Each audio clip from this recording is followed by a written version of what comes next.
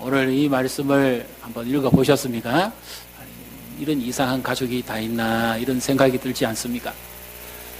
하나님의 말씀인데 이런 좀 세속적인 이런 용어들도 있고, 아니 왜 엄나는 자녀를 낳으라고 하느냐, 또 엄나는 여인을 취하라고 하느냐. 그 자식들의 이름이 더 특이합니다. 12층 호텔에 화재가 났습니다. 그런데 공교롭게 5가족이 투숙을 했다가 다 뛰어내렸는데 검사를 해보니까 다 살았습니다. 어떻게 살았느냐? 아빠는 기러기 아빠입니다. 엄마는 백조입니다. 아들은 비행청소년입니다. 그 다음에 여동생은 덜 떨어진 애입니다. 마지막에는 달달입니다. 묻지 못할 그런 가족의 모습을 우리가 한번 보게 되는데요. 오늘 이 말씀에서 하나님께서 우리에게 주시는 이 말씀도 보면 참 우리가 쉽게 이해되지 않는 부분이 많습니다. 선지자에게, 거룩한 선지자죠. 하나님께서 구약 성경에서 가장 구별되게 쓰는 거룩한 종입니다. 하나님의 기름 부었습니다. 하나님의 말씀을 전하라고 세운 종입니다. 선지자입니다. 하나님의 말씀을 대언해야 되고 삶 속에서 본을 보여야 됩니다. 그렇게 할 때 백성들이 감동을 받죠. 그리고 도전을 받고, 그리고 왕과 백성들이 그 말씀을 따릅니다. 그렇게 하면 평안함이 있고 기쁨이 있습니다. 그러면 수고한 열매를 얻고 은혜를 누립니다.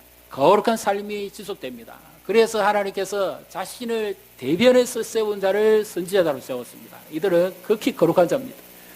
그런데 이 거룩한 자가 금해야 될 것이 있습니다.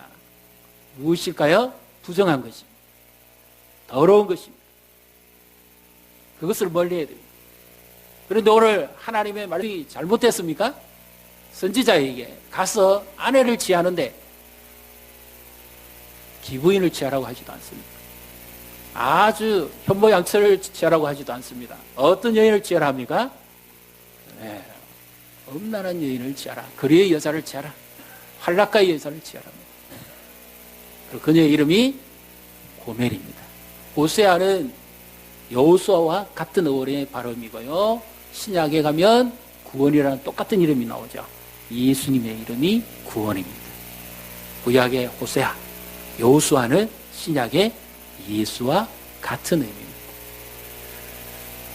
그런데 고멜은 엄란한 여인입니다. 디브라임의 딸입니다.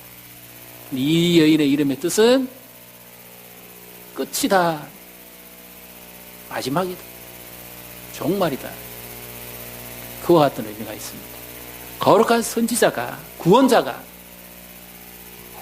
끝을 맞이합니다. 그래서 결혼을 하라는 거예요.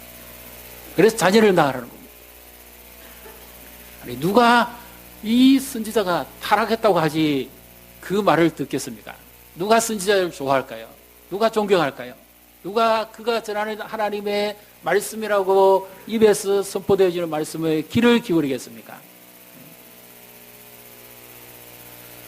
근데 하나님께서 하라고 합니다. 자기가 좋아서 한 것도 아니고.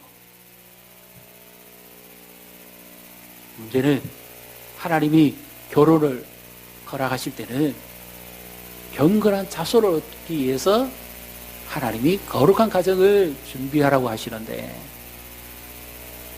오늘 이 말씀에 있어서는 엄란한 여자를 취하는 것도 괴로운데 엄란한 자녀들을 낳아라, 그렇게 말씀합니다. 호세아는 여로보암 2세가 즉위할 때 활동했던 선지자입니다.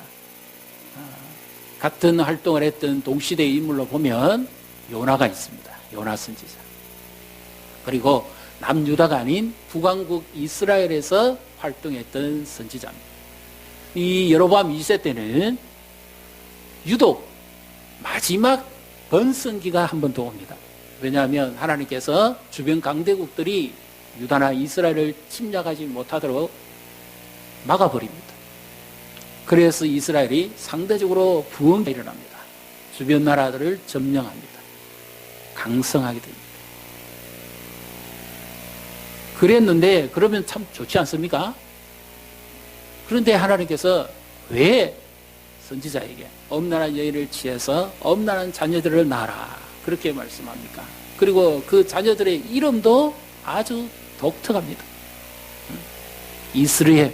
이스라엘은 하나님과 겨루 이겼다는 야곱의 하나님께서 붙여준 새로운 이름이지만 이스라엘은 하나님의 씨앗이다는 이런 의미가 있습니다. 하나님의 씨앗, 축복의 씨앗이라고 보고, 그리고 이스라엘은 북왕국 이스라엘의 아주 넓은 옥토입니다. 병원에 정말 좋습니다. 그런데 여기에서 사용한 이스라엘은 복수의 이름의 뜻을 가지고 있습니다. 여호와의 집에 핏값을 갚겠다. 하나님께서 아합이라고 하는 북왕국 이스라엘에 아주 강력한 통치자가 있죠. 그의 와이프가 이세벨입니다. 시돈의 공주였죠. 바알을 섬기던 대표적인 사제입니다. 아합과 결혼해서 바알을 퍼뜨립니다. 이 나라가 잘 되기 위해서는, 더 번성하기 위해서는 바알 신을 섬겨야 된다. 바알은 하늘의 신, 풍요의 신, 비의 신, 남성의 신이죠. 다산의 신입니다. 지금까지 하나님을 잘 섬겨왔는데 이 아합이 와이프의 말에 빠져가지고 하나님도 섬기면서 바알을 더 많이 섬깁니다. 그래서 하나님의 진노가 임하죠. 그래서 여호와가 이스라엘 병원에서 이 아합의 집에 핏값을 다 진노로 갚아냅니다. 그랬는데 이 여호조차도 장군이었음에도 불구하고 바알을 척결해내는 데는 1등 공신이었습니다. 바알의 사제들을 다 죽입니다. 그랬는데 도덕적 타락을 불러일으킵니다. 그래서 압제합니다. 영적인 질서가 무질서해집니다. 그래서 하나님께서 첫 번째 자식의 이름을 주는데 이스라엘 복수의 칼날이라 해라. 두 번째 딸을 낳습니다. 로루하마라라. 루하마는 자비와 긍휼이라는 뜻인데 로가 붙으면 절대 부정입니다. 절대 자비가 없다. 긍휼이 없다는 뜻이에요. 요무스하지 않겠다는 뜻이에요. 벳제가 아들을 낳습니다. 로암비라 하라. 암밀은 내 백성이, 내 자녀라는 뜻이지만 로가 붙으면 내 백성이 아니다. 내 자녀가 아니다. 그렇게 말씀하는 거죠. 그럼 이게 정말 하나님께서 말씀하시고자 하는 게 맞을까요? 성경에 이런 부분이 정말 있습니까? 이거는 비유로 적은 말씀인지 정말 하나님의 거룩하신 성품과 하나님의 그 의에 비해서 이런 단어가 나온다는 자체가 지금 맞지 않습니다. 그리고 하나님께서 도무지 지금 뭔가를 잘못 지금 전달하신 건지 아니면 호세아 선지자가 잘못 전달했는지 의문이 들지 않을 수가 없습니다. 어느 날 호세아라고 하는 선지자에게 하나님께서 명령을 내립니다. 네가 가서 고멜을 취해서 결혼해라. 처음에 선지자가 잘못 들은 줄 알았을 겁니다. 너무 이상하니까 정상적이지 못하죠. 상식적이지 않습니다. 처음에는 주저했겠죠. 그런데 계속 하나님께서 네가 가서 저 엄나는 여인과 결혼해서 자녀를 낳아라. 하나님의 말씀이기 때문에 선지자는 말씀을 전할 때도 있고 행동으로 할 때도 있습니다. 에스겔 같은 경우는 하나님께서 시키면 오른쪽으로 누우라면 오른쪽으로 누워야 되고 왼쪽으로 누우라면 왼쪽으로 누워야 되고 인분에 불을 피우라고 떡을 먹으라 하면 그렇게 해야 됩니다. 근데 도무지 이해는 안 되지만 하나님이 시키기 때문에 어쩔 수 없이 호세아 선지자가 고멜을 취합니다. 결혼 생활이 행복하겠습니까? 이 고멜이라는 여인의 마음은 딴 데 있습니다. 자기를 사랑해주는 정부가 따로 있어요. 결혼만 지금 호세아하고 한 겁니다. 호세아가 어떤 마음이 들겠습니까? 아, 속았다. 이런 마음이 들겠습니까? 아니면 어떤 마음이 들까요? 하루도 행복하지 않습니다. 성격 차이로 마음이 안 맞아서 고통하고 괴로워하는 것도 힘든데 지금 이 고멜이라는 여인은 자기 와이프는 몸은 자기가 같이 있지만 마음은 딴 남자에게는 언제든지 비밀 연애를 즐기려고 합니다. 그런 여인과 살아보니까 고통이 한두 번이 아닙니다. 다른 게 안 맞으면 그래도 인내하고 참을 만한데 아예 마음조차 주지 않는 여인하고 어떻게 삽니까? 살아볼수록 고통입니다. 그런데 어느 날 하나님께서 호세아에게 와서 말씀합니다. 이제 알겠느냐? 내 마음을 이제 알겠느냐? 네가 도무지 고멜하고 살아보니까 도무지 이해가 안 되지. 내 마음이 지금 그렇다. 이 백성들이 지금 이렇다. 이 백성들이 나를 떠났다. 고멜이 마음에서 너를 떠난 것처럼 이 백성들이 지금 마음에서 나를 떠났다.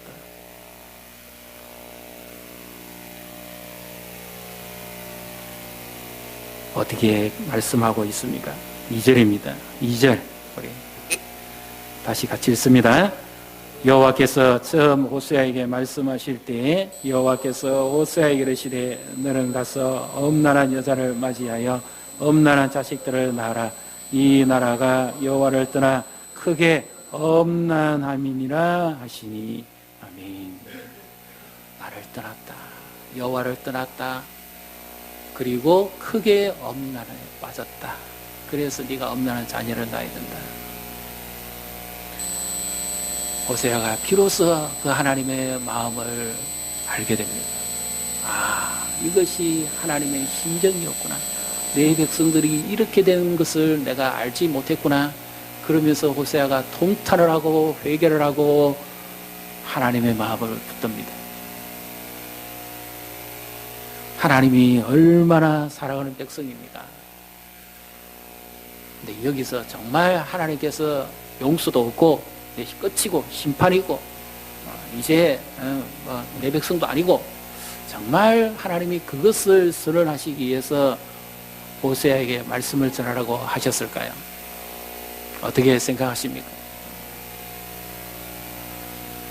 정말 하나님 그렇겠습니까? 예를 들면 사춘기 자녀를 둔 부모들은 참 이중적인 마음으로 고생을 많이 합니다. 왜냐하면 자녀는 사랑하는데 하는 행실은 정말 밉습니다. 그럼 어떻게 하죠? 훈계도 해봅니다. 타일러도 봅니다. 네가 이래야 되겠느냐?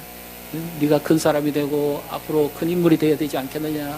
타일러도 봅니다. 또 선물도 주고 뇌물 공세도 해봅니다. 그래도 안 듣습니다. 말로만 해놓고 안 듣습니다. 그럼 어떻게 합니까? 야단도 칩니다. 그래도 안 되면 혼도 냅니다. 그래도 안 되면 어떡하죠? 마지막에 어떡합니까? 잘 하시죠? 많이 겪어봤잖아요. 네 마음대로 해라.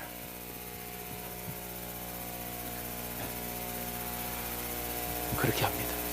얼마나 속상하면 또 반대로 얼마나 사랑하면 그렇게 하겠습니까? 그렇게 최후 통첩을 했습니다. 그래도 말을 안 듣습니다. 불순종합니다. 그럼 어떻게 합니까? 나하고 니하고 열을 끊자. 그 말 아닙니까? 지금 하나님께 사실은 말씀 그거잖아요.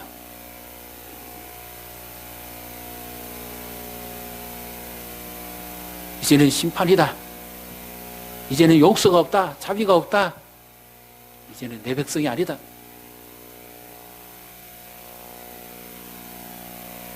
꼭 그와 같은 심정이지. 근데 정말 부모 심정이 그렇습니까? 어떤 의미죠? 빨리 깨닫고 부모의 마음이 어떤지 알고 제발 정신 차리고 바르게 좀 살아라. 그 말이잖아요. 지금 호세아 선지자를 통해서 하나님 주시는 말씀이 뭡니까? 내 마음이 이러니까, 하나님 마음이 이러니까 말씀대로 돌아오라는 그 말씀이죠. 만약에 부모가 그렇게 한다고 정말 집 나가버리면 어떻게 됩니까? 정말 불효자입니다. 부모가 결코 자녀를 잊지 못하지요. 잊을 수가 없습니다.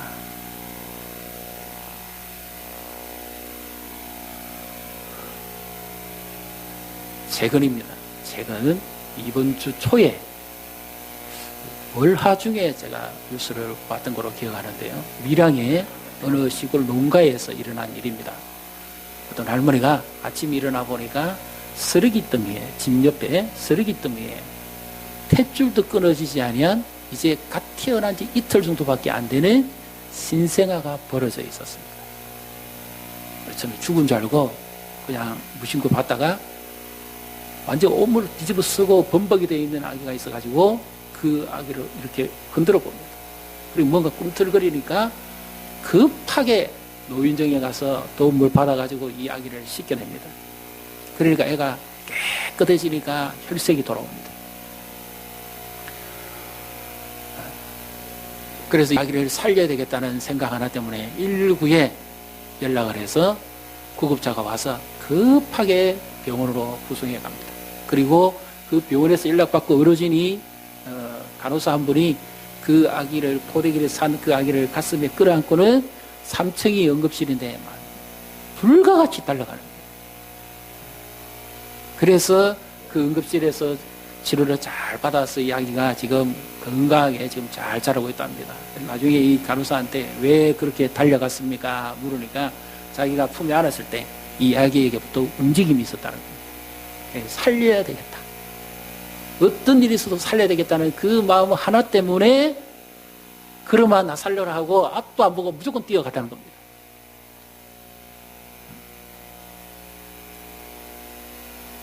그 부모의 어떤 형편인지는 모릅니다.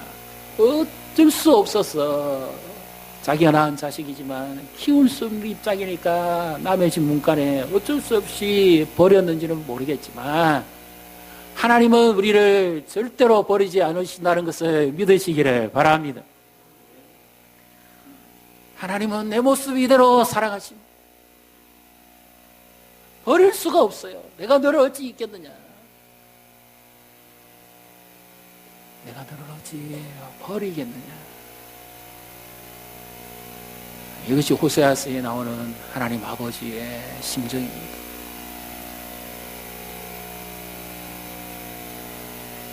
남편을 사랑하기가 쉽습니까? 어떤 집에서는 남편은 아들을 하나 더 키운다고 이야기하는데 남편에게 이야기합니다. 안 듣습니다. 이제 2번만 안 듣습니다. 그럼 어때요? 마음이 아프죠. 이제 마지막입니다. 마지막입니다. 해도 말을 안 듣습니다. 그럼 어떡합니까? 그 다음에는 그러면서도 개요. 정말 그러고 싶습니까? 그것이 아니죠. 이제라도 남편이 마음을 돌이켜서 자기의 마음을 이해해주고 사랑해주기를 바라는 거죠. 바로 그거 아니겠습니까? 이처럼 하나님의 심정도 그렇습니다. 이 말씀 앞에서 우리가 우리 자신을 한번 돌아볼 필요가 있습니다. 우리가 신앙생활을 안 하는 것도 아니고 교회생활을 안 하는 것도 아닌데 중요한 것은 하나님이 우리의 마음속에서 정말 하나님을 찾기를 원하신다는 것이죠. 누가복음 15장에 보면 탕자의 비유가 나옵니다. 예수님은 비유로 말씀하셨지만 실제로 이스라엘 백성들이 그 당시에 생활상을 그대로 말씀하신 겁니다. 한 아버지 밑에 두 아들이 있었습니다. 한 아들은 집에서 아버지 말씀대로 잘 따르고 착하게 자랐어요. 그러나 둘째 아들은 어떻게 해서든지 아버지 집을 떠나서 먼 나라에 가서 많은 이득을 보고 장사하겠다고 했습니다. 근데 여기서 금한 것이 하나 있어요. 아버지가 돌아가시고 나면 그 재산을 형은 2배를 주고 막내는 그 나머지를 찾습니다. 그런데 지금 아버지가 살아 계신데 아버지의 그 유산 중에서 자기에게 올 몫을 떼어서 자기에게 달라는 겁니다.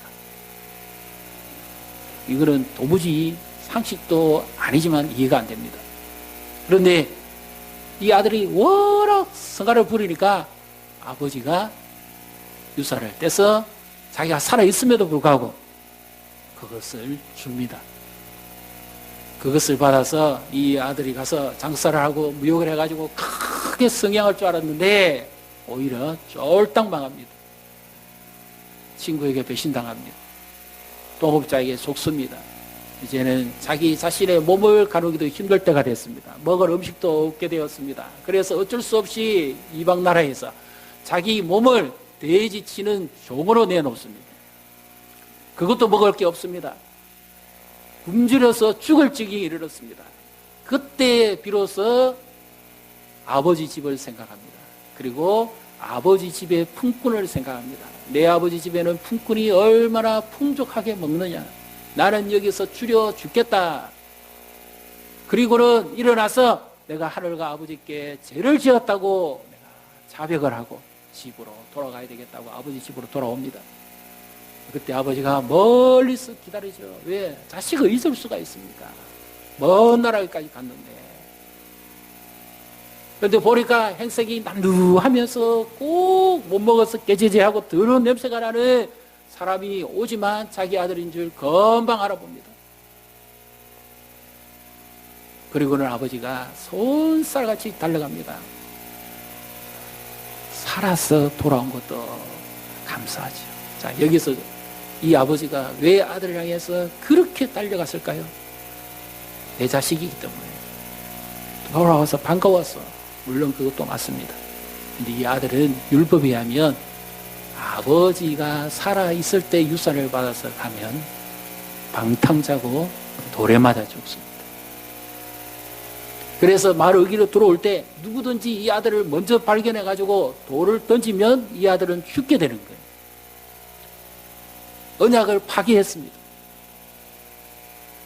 하나님 앞에 스스로 떠나가 버렸어요.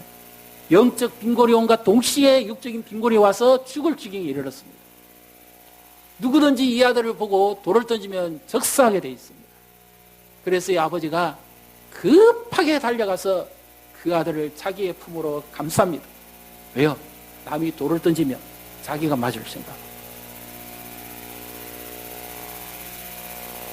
이 아들을 어떻게 해서든지 살려내야 되겠다는 의미. 그리고 모든 돌멩이로부터 막아야 되겠다는 그 아버지의 부성입니다. 그래서 아버지가 어떻게 고백합니까? 이 내 아들은 죽었다가 다시 살아났다는 말은 생존, 그러니까 생명이 죽었다는 말이 아니라 하나님의 언약에서 끊어진 자라는 뜻입니다.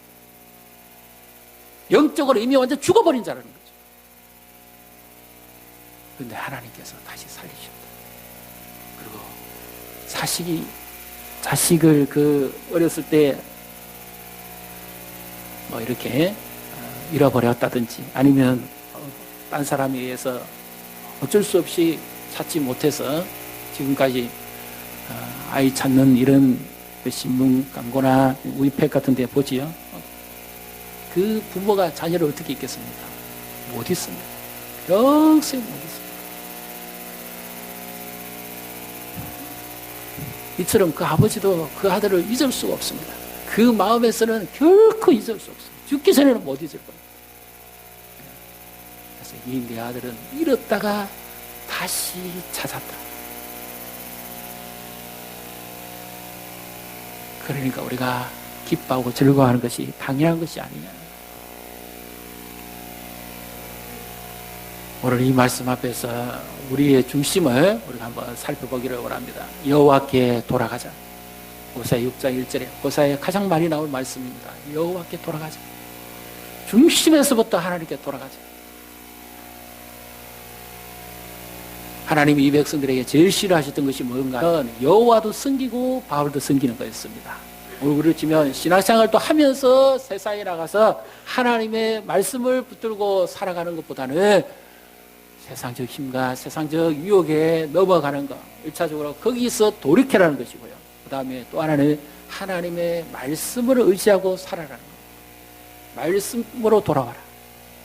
그리하면 하나님께서 너희를 치셨지만, 아프게 하셨지만 사매어 주실 것이다. 그리고 3일 뒤에 너희가 다시 일어서서 걷게 해주실 것이다. 믿습니까? 그래서 우리는 어디로 돌아가야 됩니까? 따라하십시다. 십자가 앞으로 나아가십시다. 우리 마음 중심에서부터 십자가의 그 주님의 사랑을 다시 회복하시기를 주님의 이름으로 축복합니다. 우리가 후반기를 시작하면서 가장 쉽게 놓칠 수 있는 것이 뭡니까? 십자가의 능력을 읽고 사는 것. 나를 위해 죽기까지 하신 예수 그리스도의 그 힘묻은 사랑, 십자가의 사랑. 이 십자가의 사랑이 나를 회복시키고 치유하시고 되살린다는 사실을 믿으시기를 바랍니다. 분주하고 바쁘고 힘들고 피곤하다는 이유로 우리가 자꾸 말씀을 뒤로하고 경건 생활을 뒤로 해왔던 부분을 우리가 돌이킵시다. 하나님께로. 하나님, 제가 오늘 다시 하나님의 말씀으로 돌아갑니다. 하나님 말씀 앞으로 돌아갑니다. 하나님의 말씀을 힘입어 살겠습니다. 내 중심에서부터 하나님께로 돌아갑니다. 나를 받아주십시오. 그래서 우리가 먼저 하나님께로 돌아가면 우리 한 사람이 회개함으로 말미암아 하나님이 은혜의 빛을 비춰주시고 우리 가정에 이른 비와 늦은 비를 내려주실 줄 믿습니다. 우리 자녀들의 마음을, 엉클어진 마음을, 상처난 마음을 하나님이 풀어주실 것입니다. 부부관계에 맺혀있는 이 엉클어진 마음을 하나님이 풀어주실 것입니다. 하나님께로 돌아가십시다. 중심에서부터 하나님을 사랑하십시다. 그러면 하나님께서 우리의 자녀와 자손들을 하나님께로 돌아오게 하실 겁니다. 이 세 자녀의 이름을 보고요, 지금의 우리나라에 또 우리 다음 세대의 이 자녀들의 영적 형편을 한번 봤습니다. 할아버지의 믿음이 아들의 믿음으로 이어집니까? 아들의 믿음이 아버지의 믿음보다 좋을까요? 못합니다. 아버지의 믿음이 아들의 믿음 어떻습니까? 지금은 위기입니다. 지금 우리가 돌이켜서 이 자녀들을, 우리의 다음 세대들을, 교회 학교에 있는 이 어린 영혼들을 하나님의 말씀으로 가르치고 하나님께서 이들의 마음을 돌이켜서 거룩한 하나님의 자녀가 되게 하신다면 희망이 있습니다. 소망이 있습니다. 이들이 자라서 하나님 나라의 귀중한 도구가 될 수가 있습니다. 그래서 우리가 여러분 사역을 합니다. 물론 우리 자신부터 먼저 하나님께 돌아가야 되겠고요.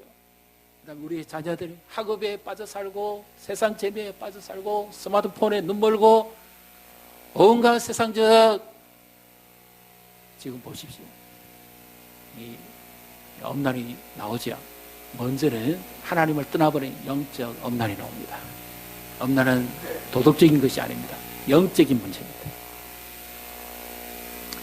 성령 충만하고 하나님을 가까이 하는 자는 자연히 멀어지게 되어 있습니다. 요셉은 피하지요. 하나님을 가까이 하기 때문에 피하지 않습니까? 그렇지 못하니까 지금 한동안 일어난 일들 다 아시죠? 거룩함을 다 더럽혀집니다. 우리 힘으로 못 이깁니다. 사단의 유혹은 집요합니다. 사단은 한번 유혹을 하기 시작하면 넘어뜨릴 때까지 끝까지 집요하게 유혹합니다.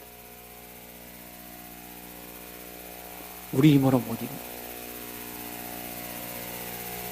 그럴 때일수록 우리는 십자가 앞에 나아가야 됩니다. 주여, 내 모습 이대로 나는 너무 약합니다. 나를 받아주십시오. 나를 붙들어 주십시오. 사단의 입을 벌려가지고 우리를 집어삼키려고 하는 이 세상적 욕망과 이런 유혹에서 넘어지지 않도록 주여, 나를 붙들어 주십시오. 중심에서부터 하나님께로 돌아가야 됩니다. 하나님 주신 힘과 능력에 힘입어서 살아갈 때 우리가 살아나면 가정이 살아나고, 아비가 살면 가정이 삽니다. 어미가 살면 가정이 삽니다. 자녀들이 삽니다. 교회가 삽니다. 하나님이 이 놀라운 역사를, 하나님이 이번 여름에 집중적으로 이른 비와 늦은 비를 부으시듯이 말씀의 홍수를, 성령의 담비를 부어주셔가지고 우리 영혼의 상처 아픔이 치유되고 하나님의 놀라운 역사와 능력을 체험하는 우리 교회가 되기 주님의 이름으로 축복합니다. 말씀의 역사가 집중적으로 나타나게 기도해 주시고 우리 중심에서부터 하나님을 사랑하십시다. 그리하여 하나님의 은혜가 이것이 시작이 되어지고 다시 하나님의 부흥의 역사가 우리 가운데 나타나게 해주시기를, 우리 믿지 않는 가정에서 나오는 귀한 어린이들 하나님 축복해 주시고 이 말씀의 역사가 이들을 깨우고 이들의 가치관을 변화시켜서 진정 성숙된 신앙을 가질 수 있는 이런 열매 맺는 계절이 되기를 주님의 이름으로 축복합니다.